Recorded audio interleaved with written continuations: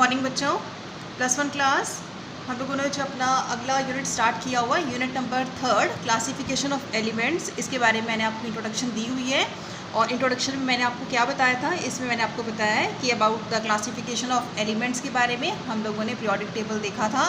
Periodic table मैंने आपको बताया है कि इसमें आपके 4 ब्लॉक्स होते हैं, S, P, D and F, है ना। उसके बाद मैंने आपको बताया कि इसमें क्लासिफिकेशन हम लोग किस तरह से करते हैं, वो भी बताया गया आपको। उसके बाद कुछ लॉज थे, जैसे आपका न्यूलैंड्स लॉ ऑफ ऑक्टेव्स, ये हमने किया। उसके बाद नेक्स्ट था आपका मॉडर्न पीरियोडिक लॉ, फिर मेंडलीव्स पीरियोडिक लॉ, ठीक है, ये हम लोगों ने किए। उसके बाद हम लोगों ने किया about the periods and the groups of the periodic table, that how many periods and how many blocks और how many groups in the periodic table, ये हमने उस दिन देखा, ठीक है। लास्ट लेक्चर में हम लोगों ने इसे देखा है। और आज जो हम लोग कर रहे हैं वो है आपका electronic configuration and the types of elements, ठीक है। इनकी इलेक्ट्रॉनिक कॉन्फ़िगरेशन किस तरह से है, तो आज आपका टॉपिक जो है वो है इलेक्ट्रॉनिक कॉन्फ़िगरेशन, ठीक है। अब इलेक्ट्रॉनिक कॉन्फ़िगरेशन में हम लोग क्या देखेंगे, अब आपको पता है आपके 4 ब्लॉक्स हैं पीरियोडिक टेबल के अंदर, S, P, D and F, ठीक है। ये आपके क्या है, 4 ब्लॉक्स हैं। अब हमने देखनी है इनकी इलेक्ट्रॉनिक कॉन्फ़िगरेशन, ठीक है। जैसे आपका पहला देखो, पहला है आपका S block elements. S block elements में जो कॉन्फ़िगरेशन आती है वो है आपकी 1 से लेके 2 तक, NS 1 to 2, यानी कि S के अंदर जो है आपके मैक्सिमम इलेक्ट्रॉन्स कितने हो सकते हैं, 2, और कॉन्फ़िगरेशन रहेगी इसकी 1:2, यानी कि 1 से लेके 2 इलेक्ट्रॉन्स तक, किसकी, S ब्लॉक की, ठीक है। नेक्स्ट बात करते हैं हम लोग P ब्लॉक का। P ब्लॉक में क्या है आपके पास, कॉन्फ़िगरेशन रहेगी आपकी NS2 NP 1 से लेके 6 तक, क्लियर। S के अंदर 2 इलेक्ट्रॉन्स, P के अंदर 1 से लेके 6 इलेक्ट्रॉन्स प्रेजेंट हो सकते हैं, क्लियर। और S और P इन दोनों ब्लॉक्स को मिला के हम लोग क्या बोलते हैं, इन्हें हम बोलते हैं रिप्रेजेंटेटिव एलिमेंट्स, ठीक है। S और P दोनों को मिला के बोला जाता है रिप्रेजेंटेटिव एलिमेंट्स, क्लियर। उसके बाद नेक्स्ट आएगा आपका D ब्लॉक। D ब्लॉक की कॉन्फ़िगरेशन जो है N-1 D 1 से लेके 10 तक, NS 0 से लेके 2 तक, ठीक है। यानी कि D के अंदर आपके 1 से लेके 10 तक इलेक्ट्रॉन्स प्रेजेंट हो सकते हैं और S के अंदर 0 से लेके 2 तक, क्लियर। और D ब्लॉक को बोला जाता है ट्रांजिशन एलिमेंट्स, ठीक है। जो आपका D ब्लॉक है उसे हम बोलेंगे ट्रांजिशन एलिमेंट्स, क्लियर। और लास्ट आ जाएगा आपका F block elements. F block में क्या है आपके पास, N-2 F, अब F में 1 से लेके 14 तक इलेक्ट्रॉन्स प्रेजेंट है आपके पास। उसके बाद N-1 D, इसमें आपके 0 से लेके 1 इलेक्ट्रॉन प्रेजेंट और NS 2 इलेक्ट्रॉन्स, ठीक है। और F ब्लॉक को बोला जाता है इनर ट्रांजिशन एलिमेंट्स, ठीक है। तो ये आपके 4 ब्लॉक्स हैं with their electronic configuration. S block and P blocks, they are constituting the representative elements, D block means transition elements, F block means inner transition elements, clear। अब इसी में अंदर आपका जो P block है, इसी के अंदर आपके मेटल्स भी आएंगे, नॉन मेटल्स भी आते हैं एंड मेटलॉइड्स भी आएंगे, ठीक है। सिर्फ P ब्लॉक एक ऐसा ब्लॉक है जिसके अंदर मेटल्स, नॉन मेटल्स और मेटलॉइड्स जो हैं तीनों पाए जाते हैं, क्लियर। उसके बाद हम बात करते हैं आयोनिक रेडियाई की। अब इनकी कैरेक्टरिस्टिक्स जो है वो स्टार्ट हैं। फर्स्ट आएगी आपके पास आयोनिक रेडियाई, ठीक है। अब आयोनिक रेडियाई का पहले मतलब क्या होता है, इसका मतलब होता है the distance from the centre of the nucleus, ठीक है। ये आपका न्यूक्लियस है, ये सेंटर ऑफ द न्यूक्लियस है, to the outer most shell of the ion, ठीक है। अब ये क्या है, distance from the centre of the nucleus, ये हो गया, to the outer most shell of the ion. मान लो ये आपके शेल्स हैं, ठीक है। अब आउटर मोस्ट शेल के बीच में ये जो डिफरेंस रहेगा उसको हम लोग बोलते हैं ionic radius.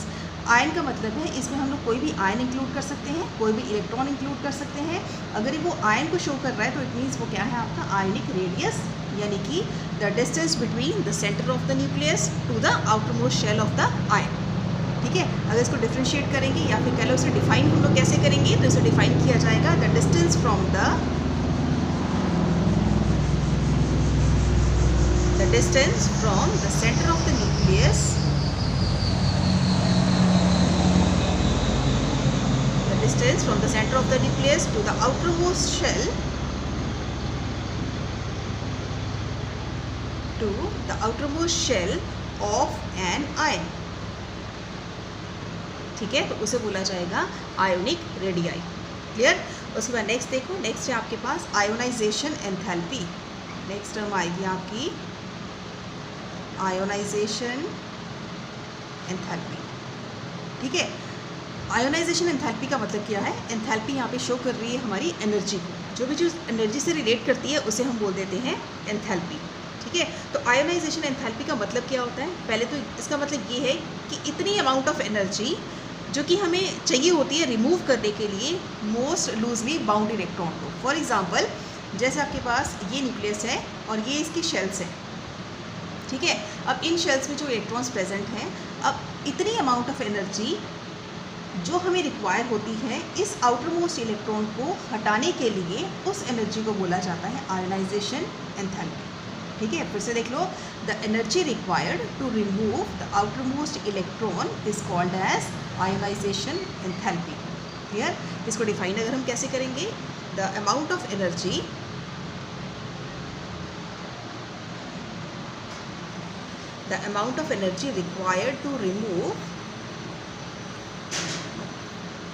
required to remove the most loosely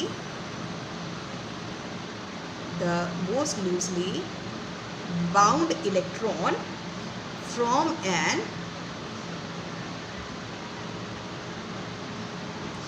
an isolated gaseous atom. ठीक है, तो आयोनाइजेशन एंथैल्पी का मतलब क्या है? The amount of energy required, इतनी अमाउंट ऑफ एनर्जी हमें चाहिए होती है क्या करने के लिए? जो सबसे लूजली बाउंड इलेक्ट्रॉन है उसको रिमूव करने के लिए हमें जितनी भी अमाउंट ऑफ एनर्जी रिक्वायर्ड है उसे बोला जाता है आयोनाइजेशन एंथैल्पी. ठीक है, तो आज हम लोगों ने जो किया है वो है अबाउट आपके इलेक्ट्रॉनिक कॉन्फ़िगरेशंस. जो आपके 4 ब्लॉक्स हैं आपके पीरियोडिक टेबल में, SPDF, S block, P block, D block and F block, उनकी हम लोगों ने क्या देखी है? इलेक्ट्रॉनिक कॉन्फ़िगरेशन देखी है और उनके नाम देखे हैं कि उन्हें किन नाम से जाना जाता है. ठीक है, representative elements, transition elements, inner transition elements. Metals, non metals and metalloids, they both are included in the P block elements. P block ही एक ऐसा ब्लॉक है आपका पीरियोडिक टेबल में विच इंक्लूड्स 3 ऑफ देम. ठीक है, उसके बाद नेक्स्ट है आपका आयोनिक रेडियाई. आयोनिक रेडियाई का मतलब मैंने आपको बताया कि the distance from the centre of the nucleus to the outer most shell. ठीक है, आउटर मोस्ट शेल में जितना भी आपका डिस्टेंस कवर करता है that includes the ionic radii. Clear.